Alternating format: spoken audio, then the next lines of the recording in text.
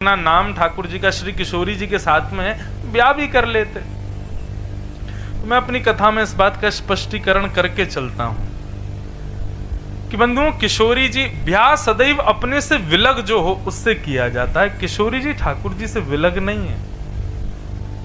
श्यामा जी कौन है?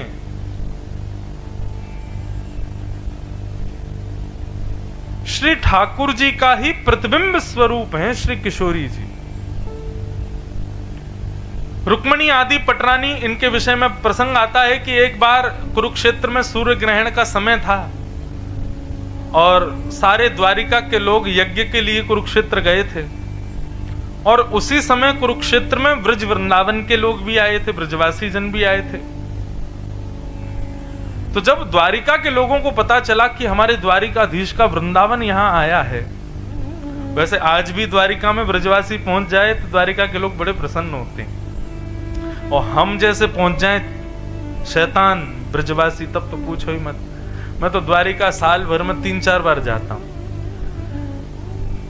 और बताऊं आपको सत्य बात, वहां के पुजारी जी अपने चित्रांग जी, उनको भी पता है और वहां के कई लोगों को पता है, मैं द्वारिकाधीश का विशेष रूप से दर्शन या तो संध्या आरती में करता हूं या फिर श्रृंगार आरती में करता हूं। उसके पीछे भी कारण है, और कारण पता है क्या है?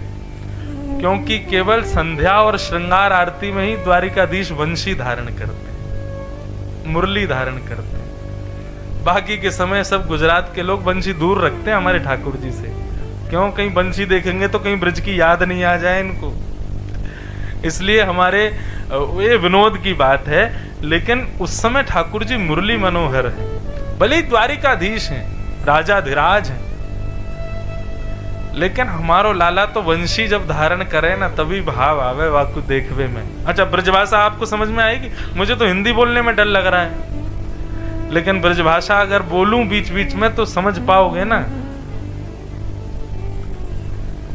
तो हम ब्रजवासी ने तो लाला को मुरली मनोहर रूप में ही देखवे में भावे हमें तो कई बार हम द्वारिकाधीश का दर्शन करने जाते हैं और महा जय जयकार होती, राजाधिराज महाराज वसुदेव नंदन रुक्मणी रमण श्री द्वारिकाधीश की, रण छोड़ राय भगवान की, कृष्ण कन्हैया लाल की। लेकिन हम ब्रजवासी बड़े चतुर हैं। मैं जब जब द्वारिका जाता हूं हम जोर से बोल देते हैं, बोल वृषभानु के जमाई की। वृषभानु जी कौन? श्री राधा रानी के पिताजी और उनके जमाई कौन? ठाकुर जी।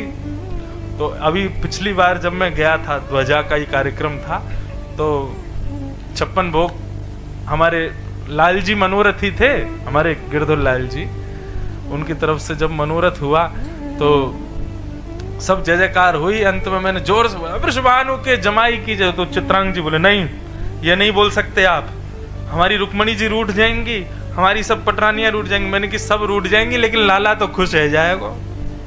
मैंने कहा हमारा ठाकुर जी तो खुश रह जाएगा। और रूठे भले रूठे, तुम मत रूठो मालाधारी, हम तो उनको प्रसन्न करने आए हैं।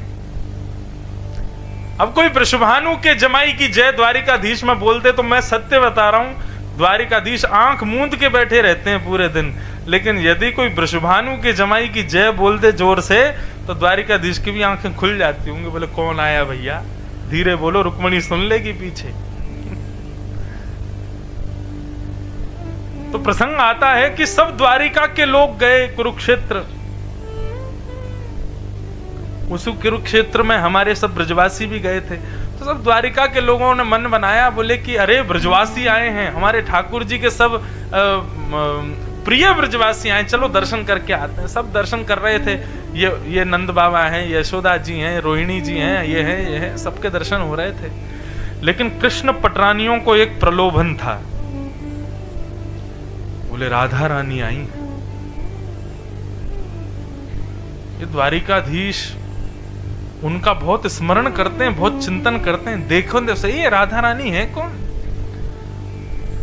तो कृष्ण पटरानियां हैं, सबको अपने रूप का तो भाव है ही है कि हम बहुत त्रिलोकी सुंदरी हैं।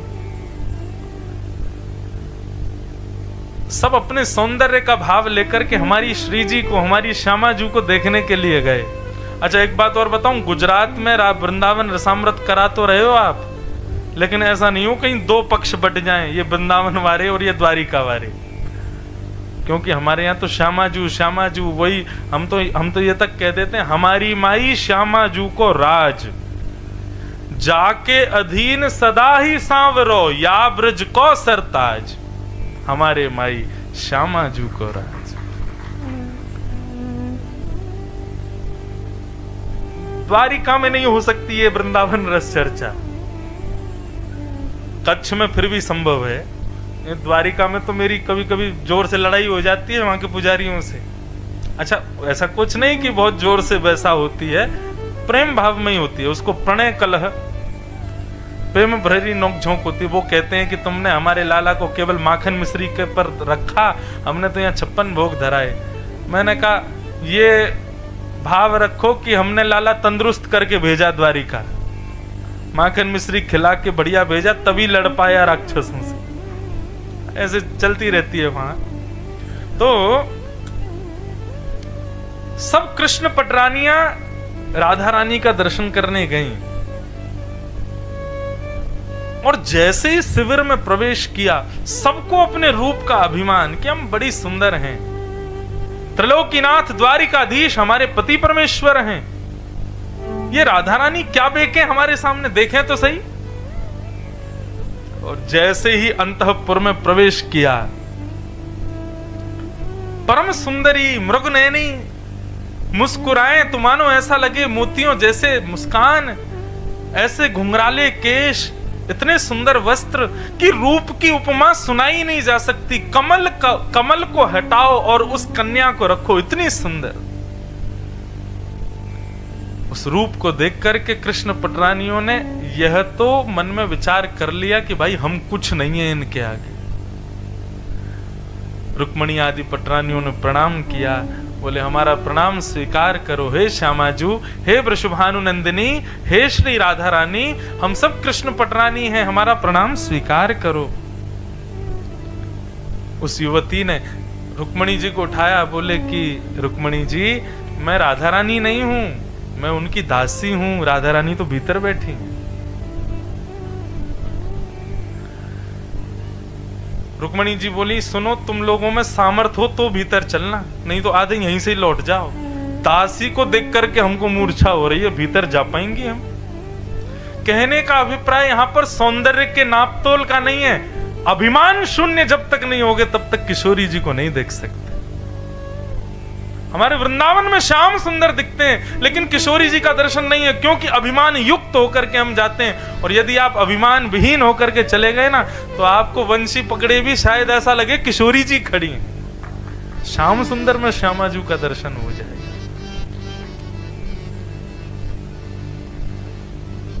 और स्थिति ये कि जब रुक्मणी जी भीतर प्रवेश करती हैं तो और सुंदर एक कन्या का दर्शन हुआ। प्रणाम करते हुए कहा आप राधा रानी हैं? बोले नहीं, मैं भी दासी हूं, और अंदर जाओ। और अंदर गए, कम से कम 7 कन्याओं का दर्शन किया, और पहली वाली से अगली वाली उससे दुगनी सुंदर होती है। स्थिति यहां तक पहुंच गई कि रुक्मणी जी ये भी भूल गई कि मैं रुक्मणी हूं। जब इस परिणति में पहुंच गई तब भीतर प्रवेश किया। असंख्य सुंदरी नारियां चारों तरफ बैठी थीं, और मध्य में तप्त कांचन गौरांगी, बिल्कुल कंचन जैसा वर्ण, मानो जैसे चंद्रमा चमक रहा हो, चंद्रमा भी लज्जित हो जाए, ऐसी सुंदरता को बिखेर रही परम सुंदरी, परम सुकोमला कृष्ण और धारिणी श्री किशोरी जी बैठी हैं। रुक्मणी जी की स्थिति ये हुई कि किशोरी जी को देखते 3 दिन तक मूर्छित पड़ी रही वहीं। और जब होश आया, जैसे तैसे जल का छिड़काव करके रुक्मणी जी को होश आया, और रुक्मणी जी ने पीछे मुड़ करके देखा तो फिर से किशोरी जी को देख लिया, और फिर 3 दिन के लिए मूर्छित हो गए। तब चरण में प्रार्थना करते हुए अपनी चरण शरण रहने की आज्ञा मांगी। ऐसी हैं हमारी श्यामा जी, ऐसी हैं हमारी किशोरी जी। कभी कभी मन में भाव आता है कि जीव का कल्याण हो सके, इसलिए ठाकुर जी